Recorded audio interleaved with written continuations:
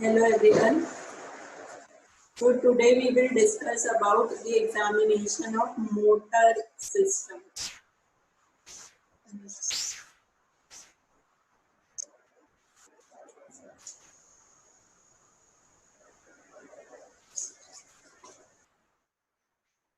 Now the components of the motor system, as you must have read in the theory also, is number one, higher centers. So in the higher centers, mainly the area that is in front of the central sulcus, that is the P-central gyrus. So area number 4, 6 and 8 and other association areas. Then the descending pathways, pyramidal and the extrapyramidal tract. In the pyramidal, we have the corticospinal tract, which is further divided into lateral and the anterior type. Then the third component is the spinal cord. In the spinal cord, we have the alpha motor neurons, which form the final common pathway. And then we have the effector, that is the muscle or the gland.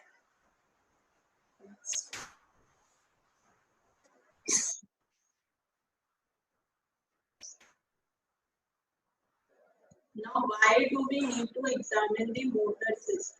What is the purpose of examination? Now, we examine the motor system because it helps to localize the problem within the nervous system. That is, where exactly is the problem present in the nervous system, whether in which component of the motor system is the problem present. So it mainly helps us to distinguish between the upper motor neuron and the lower motor neuron lesions. So from the cortex till before the end or before the synapse in the spinal cord, we have upper motor neuron, and after it synapses in the spinal cord. So from the alpha motor neurons to the final end in the effector muscle or the effector organ, we have the lower motor neurons. So if there is a lesion of the upper motor neuron, then there is weakness of the extensors in the arms. So mainly triceps में weakness होगी, पर जो biceps होगी वो ज़्यादा strong होगी. Then there is weakness in the flexors of the legs. ठीक है, मतलब hamstrings पे होंगी वो weak होंगी, और जो quadriceps होंगी वो ज़्यादा strong होंगी. पर अगर lower motor neuron की involvement है, then it produces a distal pattern of weakness. मतलब mainly fingers में, digits में, और पैर में जैसे dorsiflexion और plantar flexion. So when we do a motor system examination, on each and every step we try to localize where the lesion could be, whether it is an internal capsule or which part of the brain. So depending upon the components of the motor system. So that is why we do a motor system examination, mainly to identify where the defect can be and to distinguish whether it is an upper motor neuron type of lesion or a lower motor neuron type of lesion.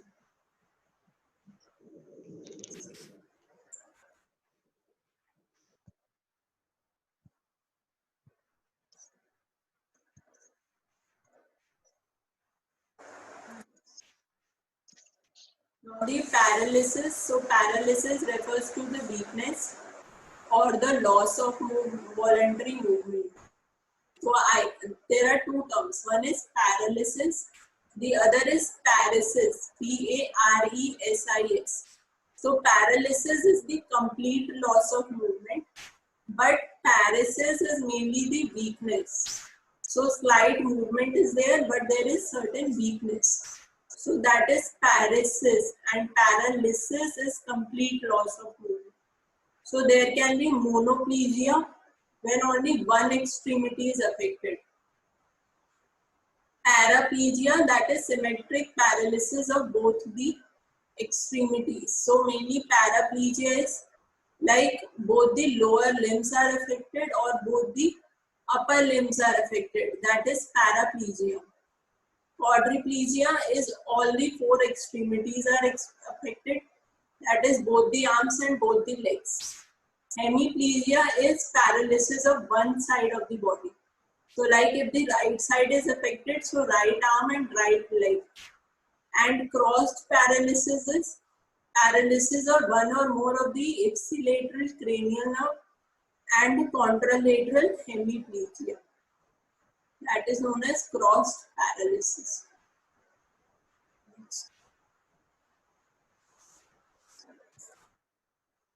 Now the headings of the examination are: number 1, we will see the bulk of the muscle, then tone, power, coordination of movement, gait, reflexes में deep and superficial reflexes, and then involuntary or the abnormal movements.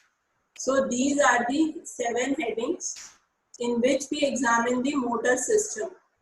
Now since it is a very long discussion, so number 6th heading, that is the reflexes, we had discussed it separately. But when the motor system examination comes, then you have to examine all these 7 headings. So mainly today we will not discuss about the reflexes, but other than that, all these points will be discussed.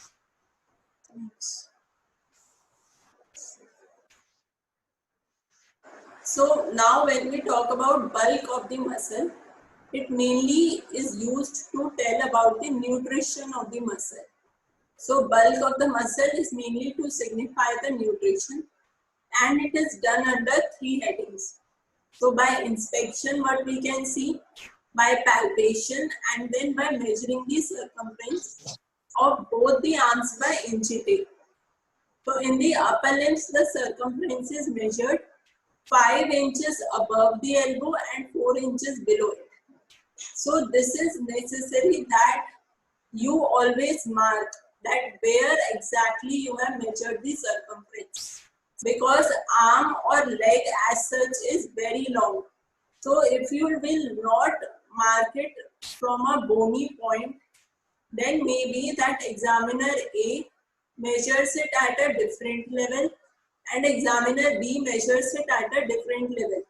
So you will not be able to compare the results, and also when the patient will come back to you again, then again you will not be able to compare if there is any improvement or if there is any deterioration. So we always measure the circumference of arm or of the leg from a particular bony prominence. So if you are measuring it in the upper limb, then from the elbow joint, that is on the back, you have to feel the olecranon process, and you have to go 5 inches above it. Then you measure the circumference in the arm, and then you come 4 inches below it to measure the circumference in the forearm.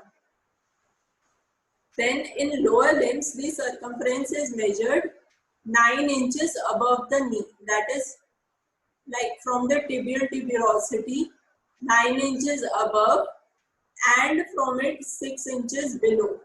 So 9 inches above, that is in the thigh, and 6 inches below, that is in the calf muscle.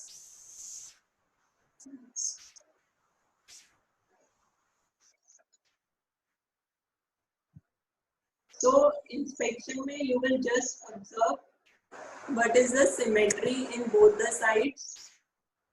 If there is any trauma or disease, you will look for muscle wasting. So wasting means जो आपका normal muscle mass था वो कम हो गया. So that is known as muscle wasting. So you will inspect whether the shape and everything is normal or not, or if there is any evidence of swelling, deformity or inflammation.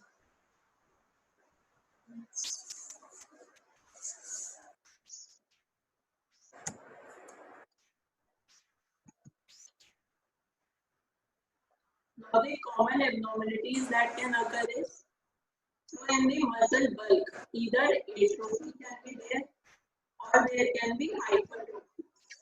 So bulk can be normal, it can be atrophied or it can be hypertrophied. So if there is atrophy, that is there is wasting, then lower motor neuron lesions usually cause this wasting in a particular group of muscles. Upper motor neuron damage causes disuse atrophy of muscle groups. So this means that, like if there is a lower motor neuron lesion and that nerve was supplying hamstring muscle, then there will be wasting in the hamstring only. But if there is an upper motor neuron lesion and that tract was supplying whole of the lower limb of the left side, then in the different muscle groups, like in the quadriceps, in the hamstrings, in the calf muscles, all these different groups will be atrophied and there will be disuse atrophy. Now in the exams, you are commonly asked in which lesion, in the lower motor neuron or upper motor neuron, disuse atrophy occurs. So you will answer that in one group of muscle, disuse atrophy occurs in lower motor neuron lesions.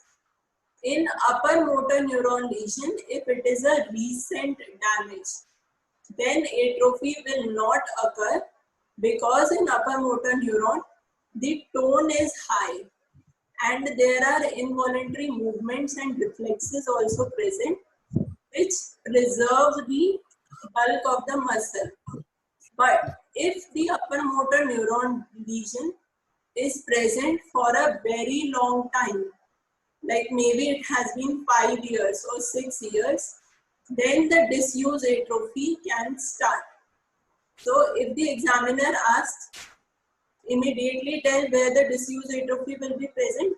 So you will say if it is a recent lesion and in a single muscle, then it is lower motor neuron, and on the prolonged lesion, that is a prolonged time, 4-5 years, then the upper motor neuron damage can also cause disuse atrophy of different muscle groups. Now the hypertrophy can be present in certain occupation and sports, like if the person goes to the gym, then hypertrophy can be present. Wasting of the muscle can also be present in diseases like cachexia. This cachexia is present in cancer cachexia. So in the cancer patients, generally we see the wasting of the muscle. So by looking also you can tell that the muscle has been wasted. So now whenever you will do any examination of the motor system, you will always compare it on both sides. This is important, that never you will do only on one limb. So suppose you are doing it on right arm, then you will compare it with the left arm. And then you will comment whether there is normal bulk, atrophy or hypertrophy. So always remember, for any examination point, even for the reflexes, you will always compare it bilaterally.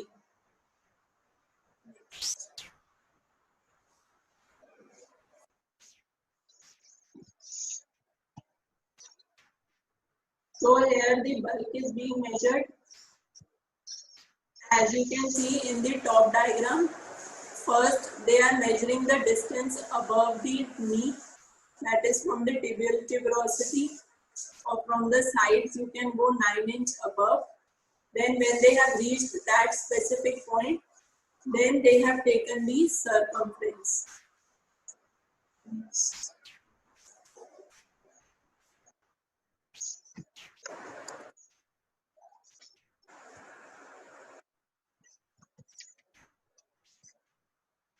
So here also they are measuring it above the height, above knee. Next. So different positions of measurement. Like first they are measuring the distance above the elbow. Then they are taking the mid-arm circumference, or they are going above the knee or below the knee, and then they are taking the mid-arm circumference. So first you have to measure the distance, that particular distance which I told earlier, 5 inch above, 4 inch below the elbow, 9 inch above and 6 inch below the knee, and then you have to take the circumference.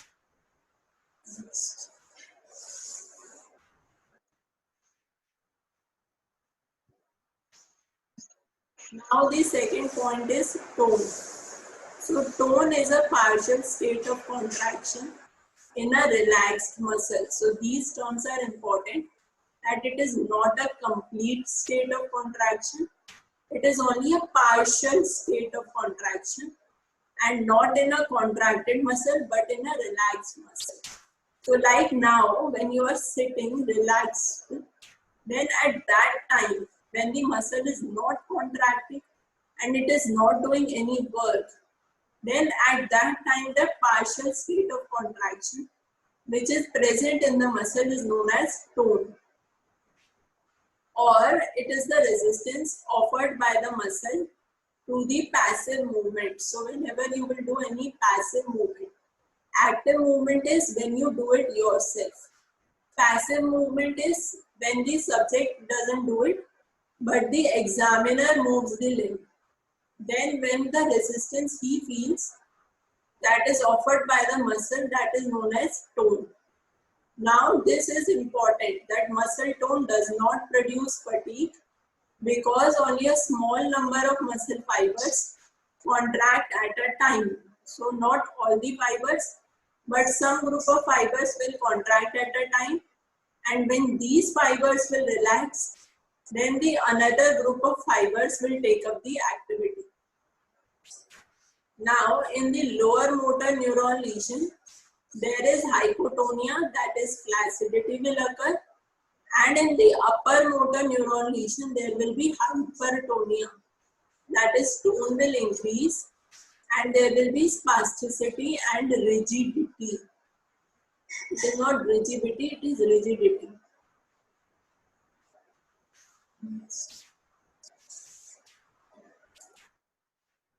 So this difference is very important between spasticity and rigidity.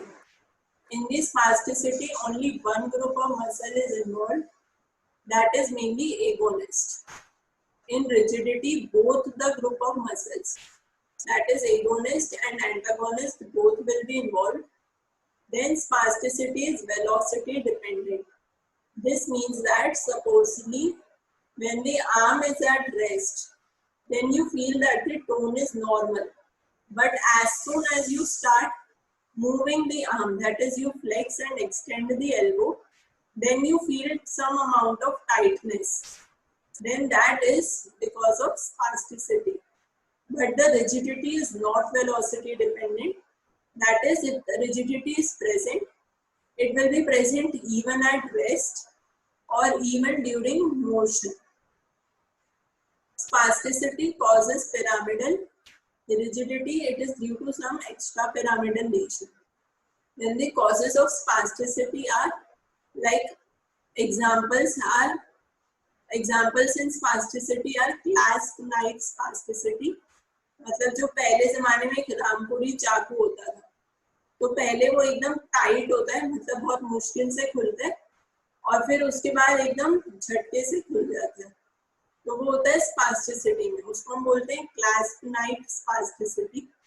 और rigidity के types होते हैं, एक होता है lead pipe, मतलब उसमें वो पूरा का पूरा एगोनिस्ट एंटागोनिस्ट हर समय every time it is tight, so it is like lead pipe rigidity.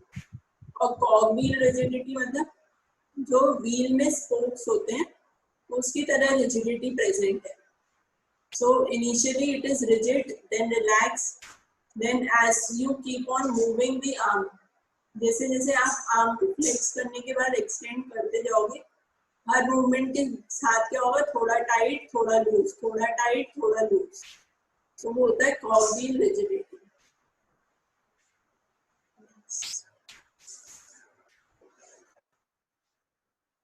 Now how do you test this spasticity? तो जैसे आपने मान लो आर्म्स में टेस्ट करनी है, तो पहले उसकी एल्बो को अच्छे से सपोर्ट करो अपने लेफ्ट हैंड में, और उसके बाद जैसे अगर आप स्पिनेशन में चेक कर रहे हो, किसमें तो रैपिडली इसके अंदर supinate and so there are by which you can test the tone in the muscle. Important because जब एग्जाम में पूछा जाएगा आपको तीनों मेथड ऊपर फैन ऑनलाइन काम कर पाएगी, वैसा कॉपी किताब वो कैसे काम कर पाएगी? तू लाइट पंखा तो बंद हो जाएगा। क्या पंखा तो बंद हो जाएगा? लाइट लैपटॉप में काम करना है मुझे और मम्मी ने बोला पढ़ाई कर सकती जाएगी मैं।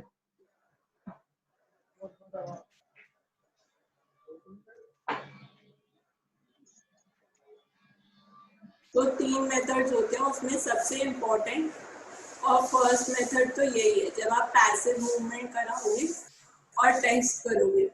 दूसरा मेथड होता है जो मसल की बेली होती है उसको डिस्प्लेस करके देखते हो, वो सेकंड मेथड है। और थर्ड मेथड होता है freely you make it fall, so that is the third method when you make the arm fall freely. So most important is passive movement. तो मतलब आप मूव करोगे सब्जेक्ट की आर्म को, सब्जेक्ट खुद से नहीं करेगा। So this is very important. तो ऐसे करके सुपिनेशन प्रोनेशन में टेस्ट कर लिया और दोनों हाथ में एक साथ करना है। फिर फ्लेक्शन एक्सटेंशन में एल्बो को सपोर्ट रखना है, सब्जेक्ट को यही बोलना है बिल्कुल अपनी बाजू ढीली छोड़ दे और फिर आप खुद से फ्लेक्स और एक्सटेंड करोगे और ये दोनों आर्म्स में कंपेयर करोगे।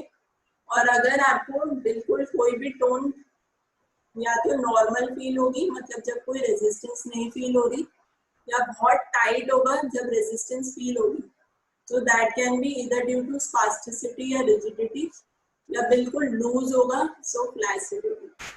तो यहाँ पे जैसे उन्होंने एल्बो पे सपोर्ट दिया है बट मेनली आपकी फिंगर्स जो होती है वो होनी चाहिए बाइसेप्स पे या फिर ट्राइसेप्स पे।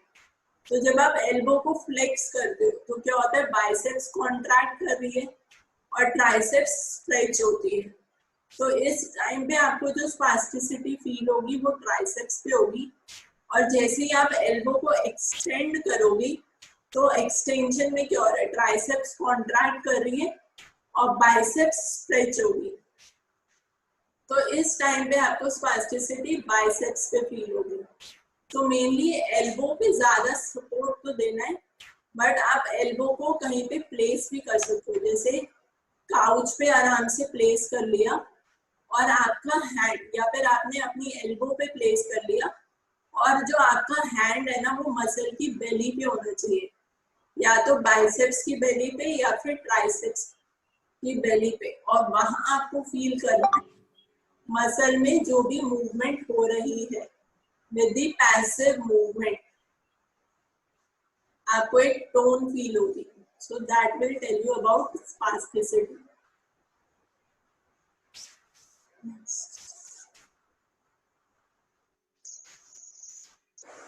अब लेग्स में कैसे करते हो, भाई थाई को या तो रोल करके कर सकते हो या नी को फ्लेक्स और एक्सटेंड करके।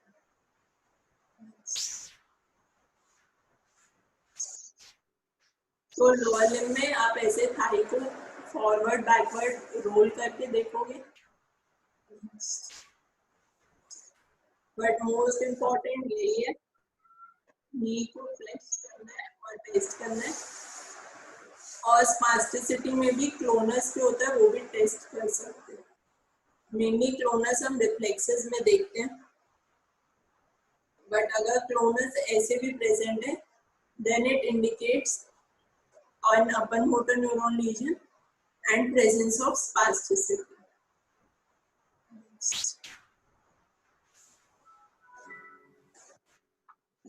तो आप इसमें देखो उन्होंने मसल की बेली पे मेनली अपना हाथ रखा है, एल्बो पे तो है पर ट्राइसेप्स की बेली पे भी है।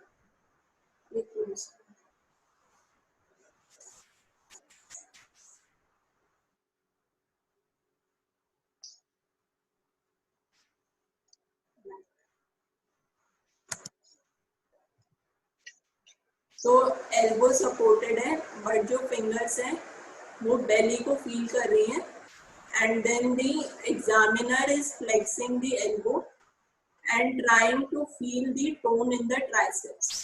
और जब आप एक्सटेंड करते हुए फील करोगे तब आप बाइसेप्स में टोन को फील करोगे। ठीक है, तो अब इसकी टोन क्या है, बढ़ी हुई है, क्योंकि आर्म क्या धीरे धीरे जा रही है, और जैसे देख रहे हो वो पूरी रेंज में रुक रुक के जा रही है। तो ये कॉगव्हील टाइप की रिजिडिटी हो सकती है।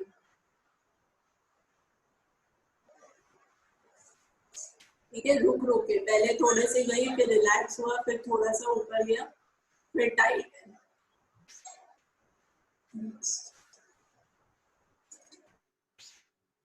तो अब इन्होंने यहाँ पे लोअर लिम्ब में फील कर रहे हैं। तो जो मैंने एक मेथड बताया था मसल की बेली को डिस्प्लेस करके, तो वो क्या कर रहे हैं, हैमस्ट्रिंग्स की बेली को डिस्प्लेस कर रहे हैं।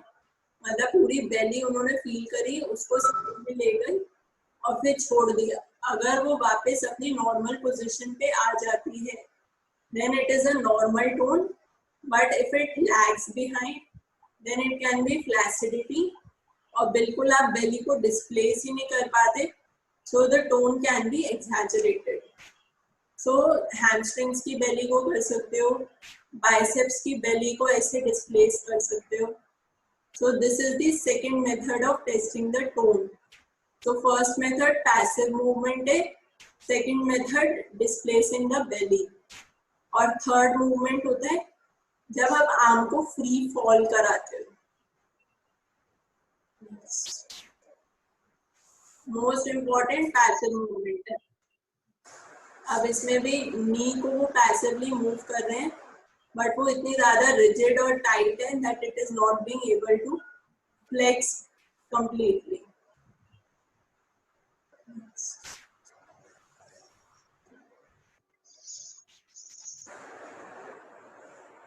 तो यहाँ पे नॉर्मल टोन है, इजीली उन्होंने पूरी नी को पैसिवली रोटेट कर दिया। आपको रोटेशन में टेस्ट नहीं करना, लोअर लिम्ब में बस नी फ्लेक्शन एक्सटेंशन टेस्ट करना, अपर लिम्ब में एल्बो फ्लेक्स और एक्सटेंड करके दिखाना।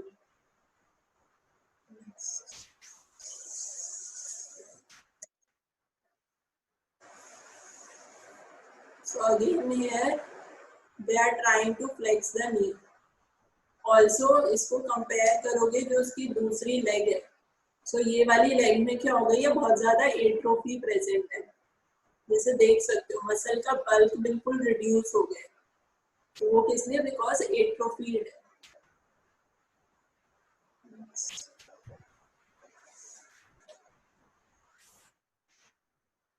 Third is power. So power is mainly the strength of the muscle. तो grading of power is very important. In grade 0 there is no movement, grade 1 में flickering होगी, मतलब slide attempt होगा movement का। Grade 2 में there is movement along the gravity और with the gravity, मतलब gravity eliminated position में। मतलब मान लो सब्जेक्ट बेड पे लेटा हुआ है, तो इस टाइम पे subject can move, that is abduct his shoulder, but when he is sitting then he cannot abduct the shoulder. so along the gravity movement possible है, वो होता है grade 2। Grade 3 is movement against the gravity but no resistance. Grade 4 में there is movement with mild resistance. Grade 5 में there is movement with maximum resistance, and grade 5 is a normal power. तो आपको ये gradings अच्छे से याद होनी चाहिए, और एग्जाम में कभी कभी एग्जामिनर रैंडमली कुछ भी पूछ लेता है, जैसे he or she can ask you that a subject comes to you and that subject can move his arm easily while in sitting position also, but when you apply a mild resistance then he or she cannot move the arm. So what will be the grade? The answer is grade 3. So in any form the question can be asked. So you should know all these grades 0 to 5 and also randomly If anything is asked from between, then also you should know what can be the grade.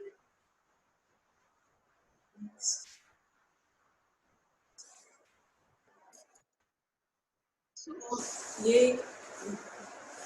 Gym में exercise कर रहे हैं, so against maximum resistance, so power is grade 5 और normal.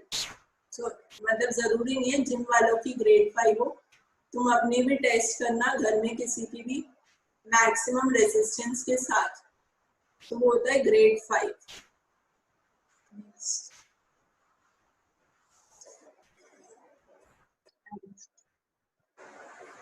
तो आप power test कैसे करते हो? You will ask the patient to make the required movement. मतलब सपोज आपको बाइसेप्स की पावर टेस्ट करनी है, तो बाइसेप्स का काम क्या है? Elbow flexion. तो सबसे पहले नहीं आप रेजिस्टेंस लगाना शुरू करोगे, आप हमेशा नीचे से स्टार्ट करोगे, मतलब ग्रेड 0 से.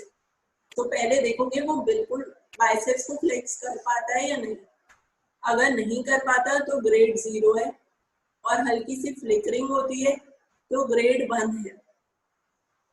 And if he is able to do it easily, then you will see whether it is with the gravity or against gravity, and then you will start applying some resistance.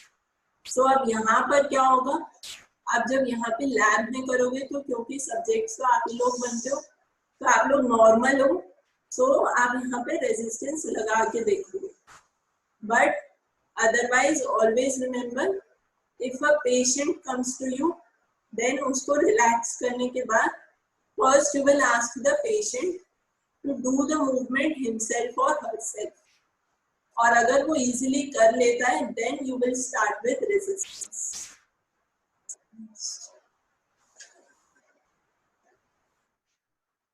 So ये motor supply and upper limb पता होना चाहिए, because examiner पूछ सकता है.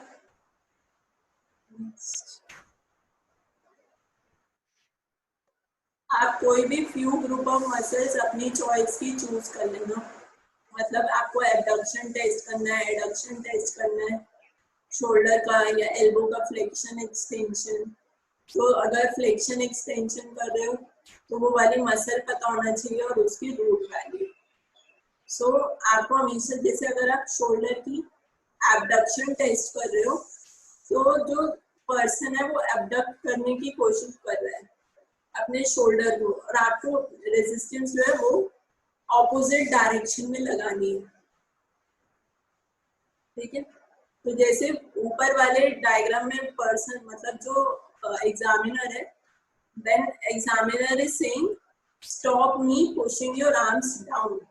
मतलब examiner क्या कर रहा है? आपके शोल्डर को एडक्ट कर रहा है, धक्का दे रहा है अंदर की तरफ, और आपको क्या करना है? अपने शोल्डर को एबडक्ट करके रखना है.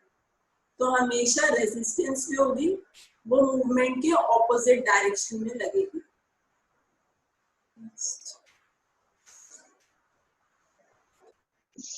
So again elbow flexion. इसमें फर्स्ट वाले में पुल मी टुवर्ड्स यू, मतलब अब इसमें हाथ की पोजीशन देखो.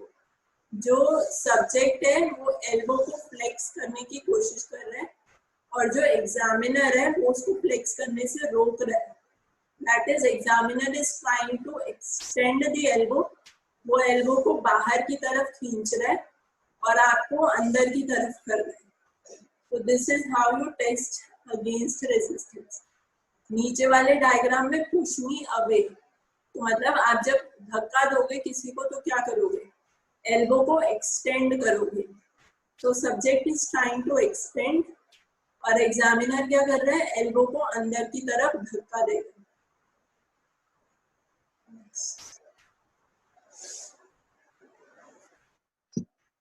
फिर ऐसे ही थंब की एडक्शन टेस्ट कर सकते हो. तो थंब एडक्ट करना है और आपको क्या करना है? थंब को, मतलब जो एग्जामिनर होगा वो थंब को ऊपर की तरफ धक्का देगा. Opponent से digit I minimize or opponent से digit I will work here, and person is able to oppose the thumb.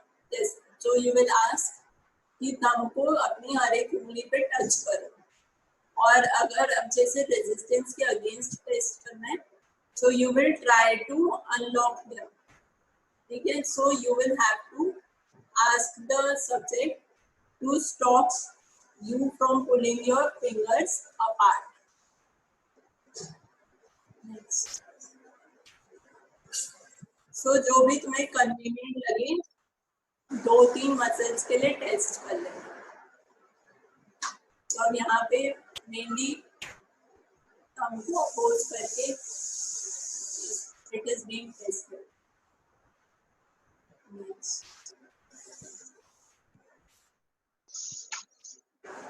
फिर थंब एबडक्शन, एबडक्ट करने के लिए बोलो और आप क्या करोगे, एडक्ट करोगे।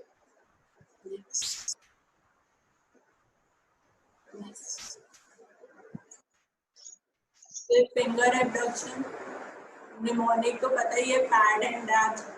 तो अगर आप पामर इंट्रोशियाई होंगे तो वो अडक्ट कराएंगे और डॉर्सल इंट्रोशियाई का क्या कराएंगे, abduct. So if you will ask the subject to abduct his fingers, then you will apply the resistance inwards. So subject will abduct the fingers. और अगर सब्जेक्ट को अडक्ट करना है तब आप क्या करोगे, दोनों उंगली के बीच में एक कार्ड रख देते हैं वाइट कलर का, या फिर पेपर या कार्ड कुछ भी रख दो, and you will try to pull that card. और सब्जेक्ट क्या करेगा, अडक्ट मतलब उसको टाइटली होल्ड करके रखेगा अपनी फिंगर्स के बीच में।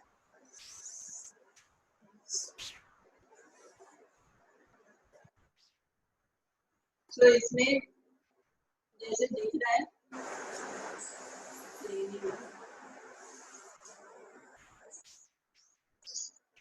फिंगर्स जो है वो सब्जेक्ट एबडक्ट कर रहा है और आप उसको पुश कर रहे हो अंदर की तरफ, एडक्ट कर रहे हो, और फिर भी सब्जेक्ट उसको रेजिस्टेंस के अगेंस्ट वापस एबडक्ट कर जा रहा है। तो ये नॉर्मल पावर है।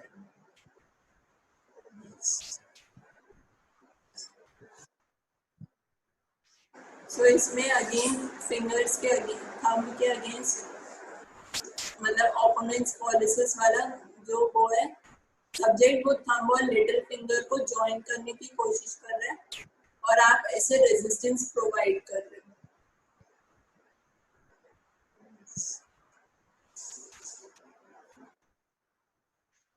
Now the lower limb motor supply is by these nerve roots.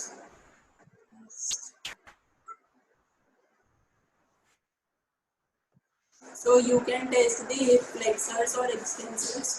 So upper limb में भी left side right side दोनों करना है, lower limb में भी left side right side दोनों करना है। तो आप कोई भी अपने according most convenient 2-3 muscle groups choose कर लेना और उनकी पावर टेस्ट करना।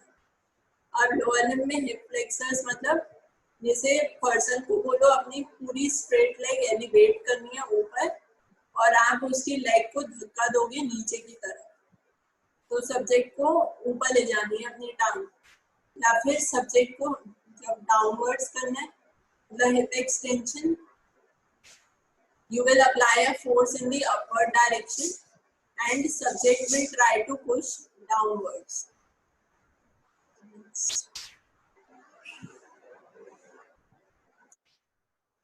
Again ऐसे knee flexion, so subject अपनी knee को मोड़ेगा और आप क्या कर रहे हो, एक्सटेंड करने की कोशिश। so subject flex कर रहा है और आपकी हैंड का है काफ मसल्स पे है और आप उसको बाहर की तरफ खींच रहे हो।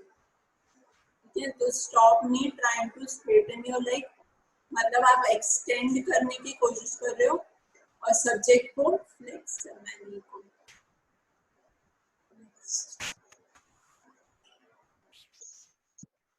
फिर नी एक्सटेंशन, अब यहाँ पे आपने नीचे एंकल के पास पकड़ा हुआ है और आप उसकी नी को फ्लेक्स कर रहे हो मतलब बेंड कर रहे हो, बट जो सब्जेक्ट है वो उसको सीधा करेगा।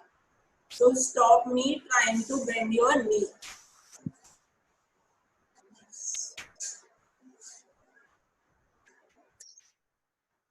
तो अब यहाँ पे क्या कर रहे हैं, हम रेजिस्टेंस अप्लाई कर रहे हैं। सो इनिशियली क्या कर रहे हो, आप अंदर, जब दोनों हाथ अंदर रख रहे हो तब आप एडक्शन रोक रहे हो, और जब बाहर रोक कर रख रहे हो अपने हाथ तब आप एबडक्शन रोक रहे हो। और सब्जेक्ट को क्या करना है, एडक्ट करना है या फिर एबडक्ट करना है।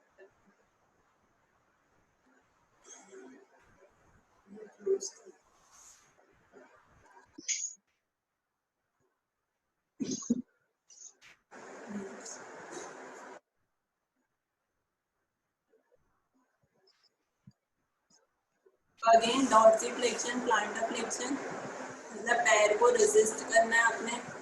तो जब वो डॉर्सिफ्लेक्स कर रहा है मतलब वो पैर ऊपर की तरफ लाएगा, so you will try to push your the feet downwards. So आप डाउनवर्ड की तरफ, एग्जामिनर डाउनवर्ड की तरफ फोर्स लगाएगा और पर्सन पैर को ऊपर करने की कोशिश करेगा।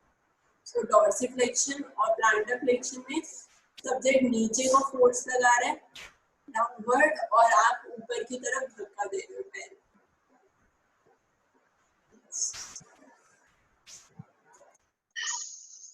तो इसमें आप क्या करते हो, व्हाइट कलर में पीछे डॉक्टर है और आगे सब्जेक्ट है। तो अगेन एबडक्शन या एडक्शन टेस्ट करनी है, तो आप उसको रेसिस्ट कर रहे हो, अपोजिट डायरेक्शन में फोर्स लगा के। और सबसे नीचे ट्रेपीजियस का, तो ट्रेपीजियस में you will ask the person to shrug his shoulder, his और हर शोल्डर, और आप रेजिस्टेंस दे रहे हो ऊपर से।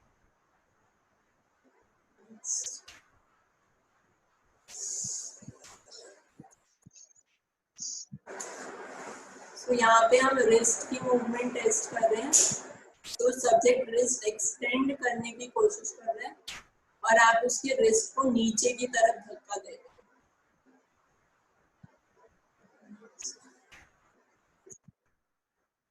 So here again the subject is trying to flex the elbow and you are trying to extend. तो हमेशा लेफ्ट साइड राइट साइड दोनों में कंपेयर करना है एक साथ।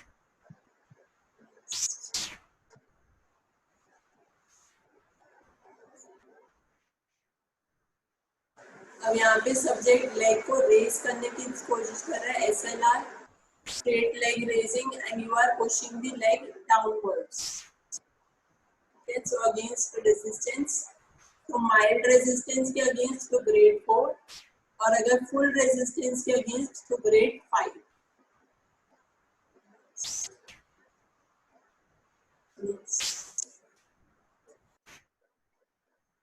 Here dorsiflexion, plantarflexion.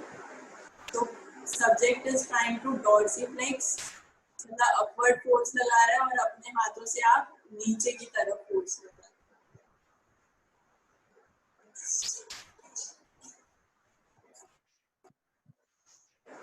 So here again, subject is trying to flex the knee, but you are trying to straighten it. मतलब आप extend कर रहे हो जो एग्जामिनर है, बट जो सब्जेक्ट है उसको फ्लेक्स करने की कोशिश कर रहे हो। पर यहाँ पे एट्रोफीड है मसल्स, अगेन उसमें इतनी स्ट्रेंथ नहीं है तो वो फ्लेक्स नहीं कर पा रहा।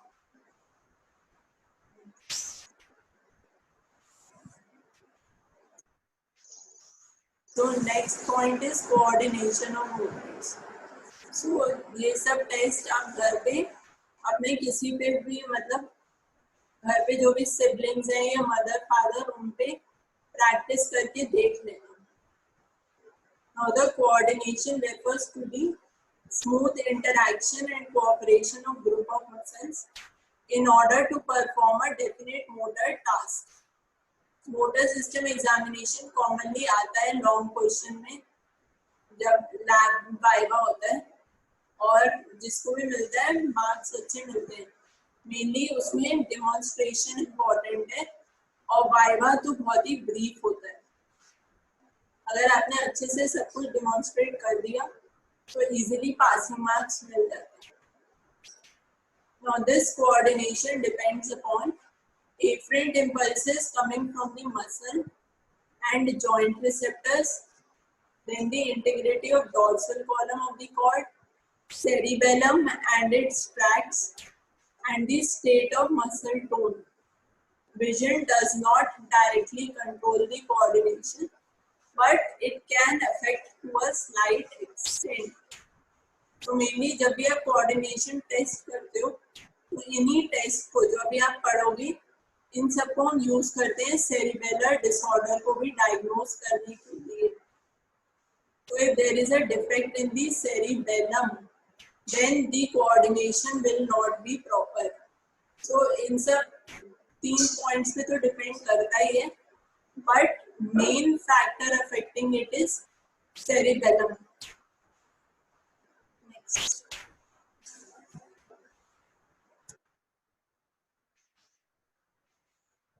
Now what are the tests? Tests for the upper limb are finger nose test, finger test, rebound phenomena and rapid alternating movements. So rapid alternating movements में ये दोनों टर्म important है. Dysdiadochokinesia, that is difficulty in performing the alternate movements, and adiadochokinesia means unable to perform the alternate movements. For the lower limb we have Romberg's test, tandem walking, then make a circle with great toe, and knee heel shin test. So finger nose test में क्या करना है? Finger और knows मतलब subject अपनी finger की tip को और नोज की टिप को टेस्ट टच करेगा. फिंगर में वो एक फिंगर से हवा में सर्कल या स्क्वायर जो भी आप बोलो वो बनाएगा. फिर रिबाउंड फिनोमेना होता है और rapid alternating movements. Lower limb के लिए एक तो रोमबर्ग्स है. टैंडम वॉक मतलब हील टू नी वॉक, मतलब हील टू टो वॉक जो कैट वॉक टाइप की होती है वो वाली टैंडम वॉकिंग. देन लेट के ग्रेट टो मतलब पैर से आपको हवा में सर्कल बनाना है या स्क्वायर बनाना है. Then knee heel shin test.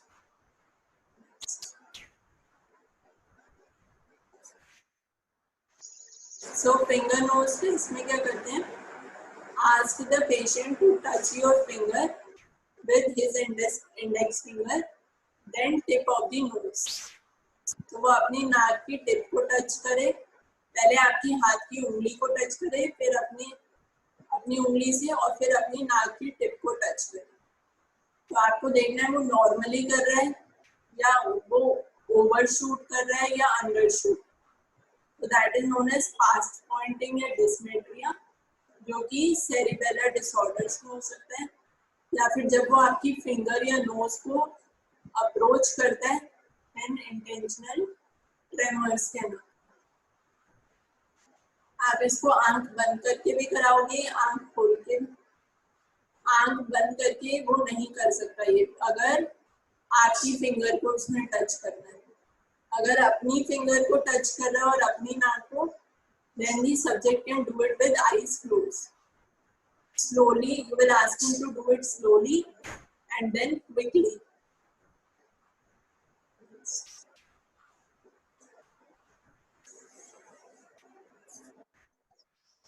तो जैसे यहाँ पे एग्जामिनर की फिंगर है, वो उसकी फिंगर को और अपनी नाक की टिप को टच कर रहा है. तो एक तो यही है, एग्जामिनर अपनी फिंगर बार बार मूव करता जाए फ्रॉम प्लेस टू प्लेस. और it can also be that examiner keeps his finger steady at a point and you ask him to do it first slowly and then quickly. मतलब आप खुद ही direction देते रहो उसको, fast करो धीरे करो, फास्ट करो धीरे करो types. So this is finger nose test.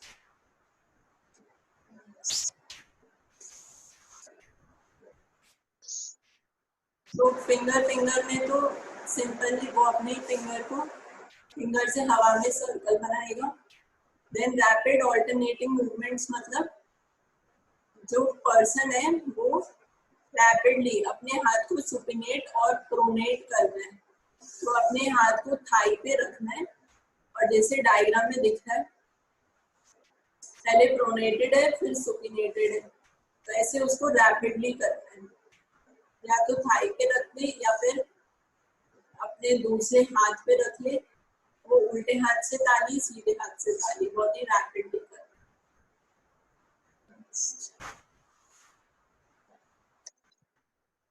Rebound test में he will ask the patient to flex the elbow and resist you as you try to extend the arm. Place your other hand on patient's shoulder. फिर उसके बाद मतलब जो person है वो अपनी elbow को फ्लेक्स अंदर की तरफ लाने की कोशिश कर रहे हैं और आप उसको सीधा करने की कोशिश कर रहे हो और सडनली आप आर्म को छोड़ दोगे और इससे क्या होगा, जो सब्जेक्ट है वो अपनी आर्म को वापस सेम पोजीशन में ले आता है तो नॉर्मल, और अगर नहीं लेकर आ पाता और आर्म जो है वो ऑसिलेट करने लगती है आगे पीछे, then it is an abnormal rebound test. Next.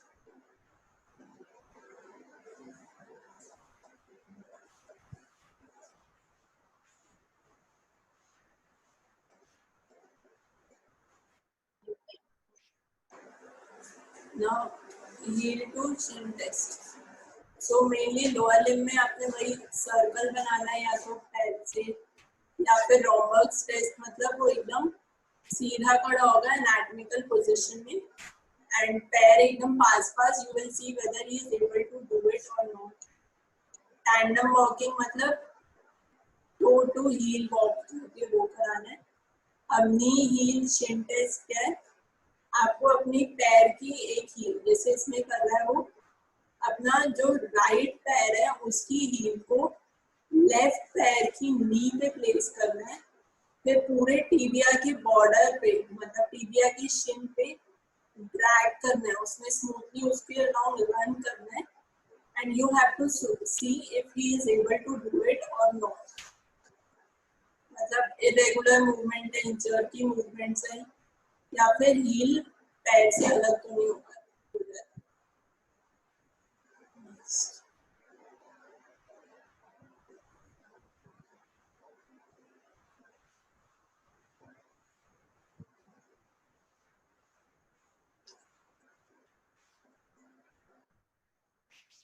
तो इसमें नी हील शिन टेस्ट है. सो वो पहले अपने पैर को नी पे टच करा, मतलब जैसे राइट हील को लेफ्ट नी पे, और पूरे शिन के अराउंड ड्रैग करना है उस हील को. So you have to see whether the movement is smooth or not. Like this is a normal knee heel shin test.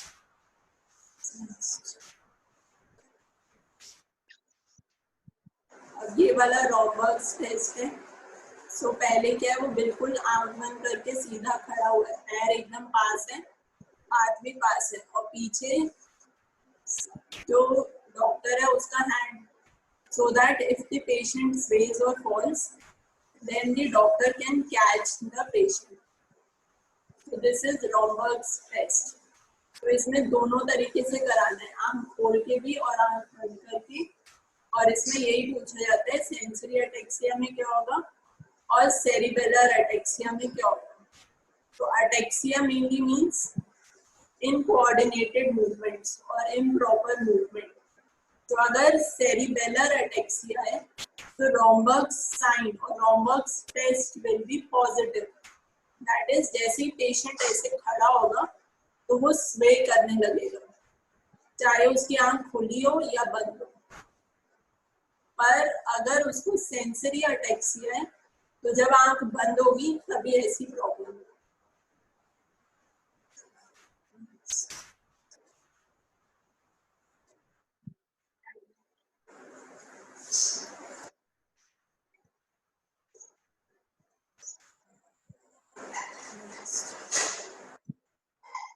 So here just मतलब यहाँ पे सिर्फ ये देख रहे हैं कि वो अपने हाथ को वापस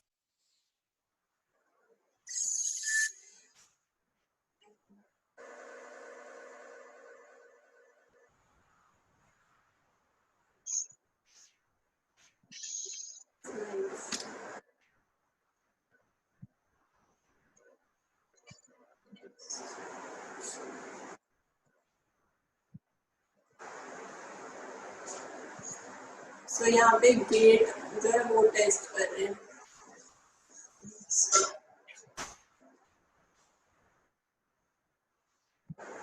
ये डिस्डाइडोकोकाइनेसिया है, मतलब अगर इम्पेयर्ड है तो डिस्डाइडो और बिल्कुल नहीं कर पाते तो ए डाइडो। तो again rapid alternating movements, supination, pronation. अगर वो इजीली कर रही है normally then it is normal, if not मतलब थोड़ी डिफिकल्टी है तो डिसडायडोकोकाइनेसिया प्रेजेंट, और बिल्कुल एब्सेंट है तो ए डायडोकोकाइनेसिया present.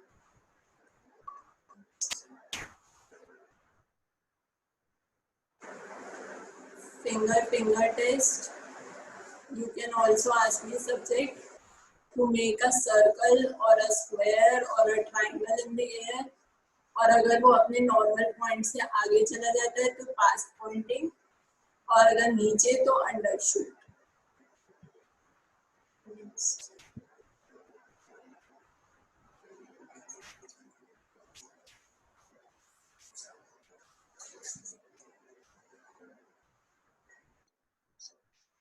Now we come to the next heading, gate. ये तो तुमने जनरल एग्जामिनेशन में भी देखा होगा। तो stance is how we stand and gait is mainly the manner, style or the pattern of walking. तो gait जब भी हम एग्जामिन करते हैं we mainly see in it in few headings. सबसे पहले आप क्या बोलोगे पेशेंट को, अपनी चेयर से खड़ा होके दिखाओ, फिर सीधा चल के दिखाओ, टर्न होके दिखाओ, फिर फास्ट चलने के लिए बोलोगे, then walk on toes, walk on heels, and then tandem walking. So in different headings में you will observe the gait, and the different types of gait are lurching gait or Trendelenburg gait, जब hip की एक side में difficulty है, stamping get in sensory defect या sensory legion, तो जैसे हाथी अपना पैर एकदम ऊपर उठा उठा के चलता है वैसे ही चलोगे, बिकॉज आपको नीचे से पता नहीं चल रहा कि फ्लोर कितना दूर है। देन बैडलिंग गेट, मतलब जो बतख जैसा गेट होता है, ये होता है प्रॉक्सिमल मसल वीकनेस में। फिर ड्रंकन गेट, अगर सेरिबेलम में प्रॉब्लम है तब ड्रंकन गेट होगा। फास्टिक गेट होता है अपर मोटर न्यूरॉन लीशन, और फेस्टिनेंट गेट होता है पार्किंसंस डिसीज।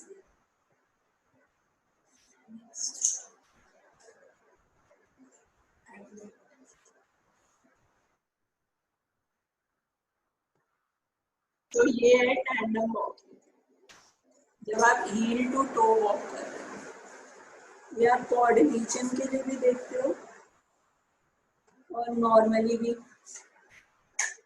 जब गेट की प्रॉब्लम देखनी होती है।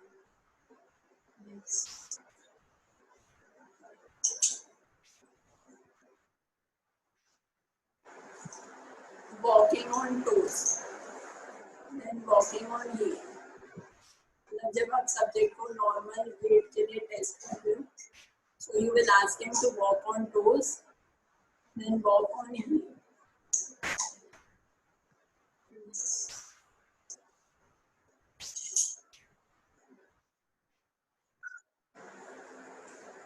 ये है एंटाइलिक गेट या फिर spastic gait.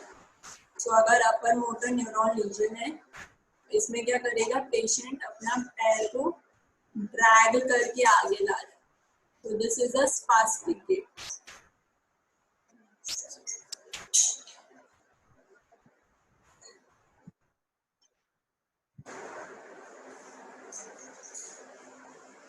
This is drunken gait, मतलब जब वो टेढ़ा मेढ़ा चल रहा है और बिल्कुल सपोर्ट नहीं ले पा रहा, ये होता है cerebellar disorder.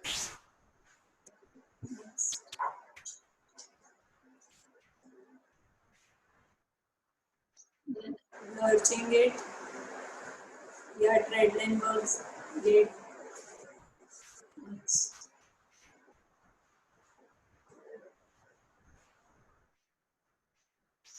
Now these reflexes we had already discussed.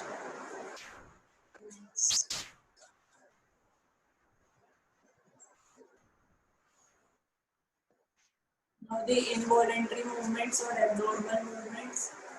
इसमें से ट्रेमर्स सबसे ज्यादा इम्पोर्टेंट है और बाकी 2-3 के और नाम पता होने चाहिए.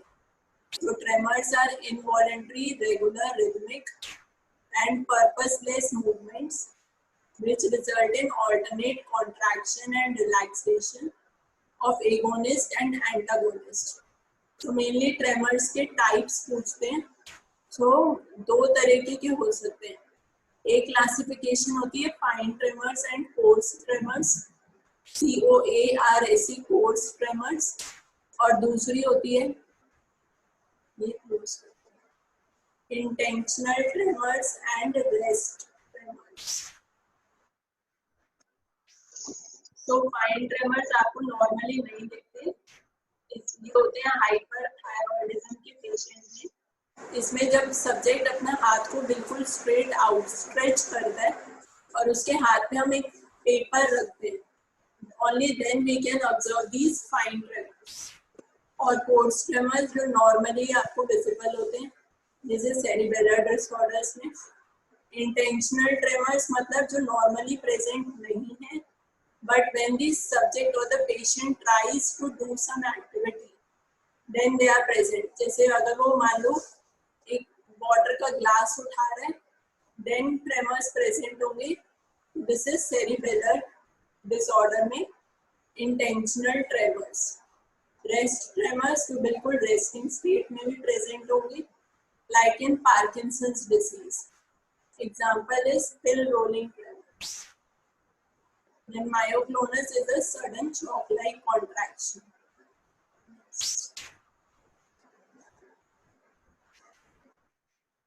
So this is pill rolling tremors seen in Parkinson's disease where rest में होते हैं.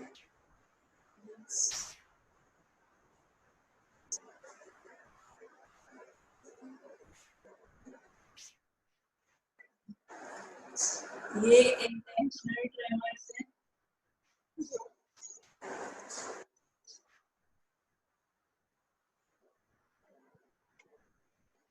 इंटेंशनल ट्रेमर जो सेरिब्रल डिसऑर्डर में मतलब नॉर्मली प्रेजेंट नहीं है, बट जैसे ही कोई एक्टिविटी करने लगा वो, जैसे उसने जग ऑफ ग्लास उठाया, then these are present.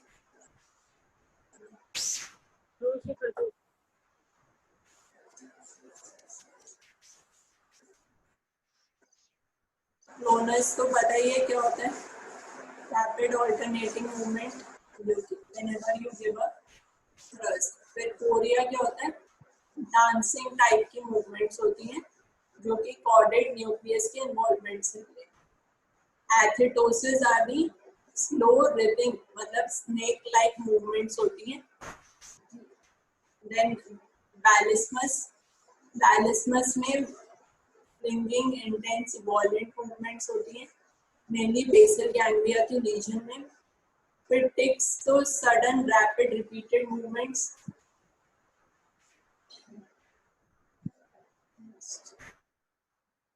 So this is Korea.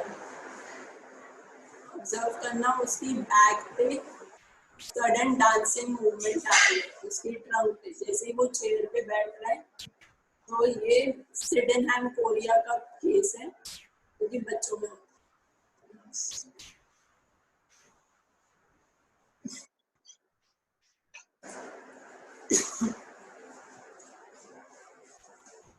ये एथिटोसिस है, बिल्कुल snake like worm like ripping movements, और आर्म बिल्कुल एक्सटेंड होकर रोटेट हो जाती है.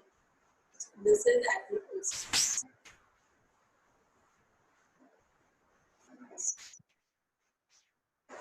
फिर dystonia is abnormal posture of body due to a disease. Dyskinesia are abnormal movements which occur in the body due to a side effect of the drug, like commonly in Parkinson's disease.